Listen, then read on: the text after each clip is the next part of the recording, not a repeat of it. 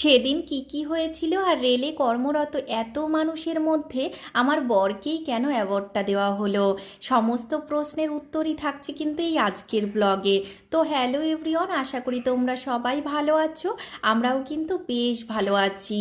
যেদিনকার ব্লগটা শেয়ার করছি সেই দিনটা ছিল 14ই জুলাই। ঘড়ির কাঁটায় বাজে মোটামুটি দেখতেই তো পেলে 10টা 36 মতো। আর বাড়ি থেকে যখন বেরিয়েছিলাম তখন প্রায়ই 9টা মতো বেজেছিল। 9টার মধ্যে বেরিয়ে পড়েছি। আমাদের কিন্তু এখানে 10টা সাড়ে 10টার মধ্যে পৌঁছে যেতে বলেছিল।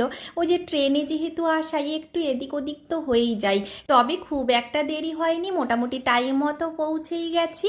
আর যারা ডিআরএম বিল্ডিং চেনো তাদের তো আলাদা করে বলতে হবে না, শিয়ালদা স্টেশন থেকে কিন্তু ডিআরএম বিল্ডিংটা একটু হেঁটে যেতে হয়। তো সেখান থেকে হেঁটে যেতেই আমাদের একটু সময় লাগলো।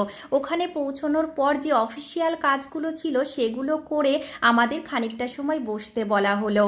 আর 14ই জুলাই তোমরা তো জানোই, তার কিছুদিন আগে থেকে কি পরিমাণে নিম্নচাপ বৃষ্টি সমানে লেগেছিল, চারিদিকে জল কাদা সমস্ত কিছুতে একাকার। তবে আমাদের কি আর সেটাতে আটকাতে পারে?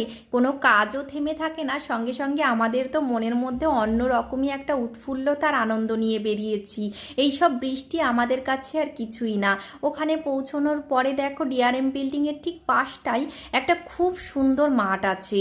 এই জায়গাটা এত সুন্দর এত সুন্দর, আর বৃষ্টিটার জন্য না আরও বেশি সুন্দর লাগছে। তো সেখানেই টাইম পাস করছি। সোনাই দেখো পাখিদের নিয়ে খেলা করছে। আমাদের কিন্তু বেশ খানিকটা সময় বসতে বলা হয়েছিল, তবে কি করে যে সময়গুলো চলে যাচ্ছে আমরা নিজেরাই বুঝতে পারিনি। সত্যি বলতে মনে আনন্দ, সঙ্গে সঙ্গে এত সুন্দর একটা পরিবেশ, দুইয়ে মিলে সময় যেন তত্তর করে এগিয়ে যাচ্ছে। যাই হোক, এখন না হয় তোমরা যেটা শোনার জন্য অপেক্ষা করছো সেটাই তোমাদের বলি। আমার বরকেই কেন অ্যাওয়ার্ডটা দেওয়া হলো? তোমরা তো সকলেই জানো আমার বর একজন ট্রেন ম্যানেজার। আর তোমরা নিশ্চয়ই জানো যারা এই সেফটি ওরিয়েন্টেড ডিউটিগুলো করে তাদের ডিউটিগুলো কিন্তু ভীষণ সেন্সিটিভ। যদি একবার ভুল হয় কিংবা ডিউটি করাকালীন একটু এদিক ওদিক হয় তাহলেই কিন্তু বড় বিপদ বেঁধে যাবে। সবসময় সজাগ, কর্মদক্ষতা এবং নিষ্ঠার সঙ্গেই কিন্তু ডিউটিগুলো করতে হয়। সেরকমই কিছুদিন আগে ধবধবি বলে একটা স্টেশনেও ডিউটি করতে গেছিল। ডিউটি চলাকালীন ও দেখতে পেয়েছে একটা স্লিপার লাইনের ওপরে উঠে রয়েছে।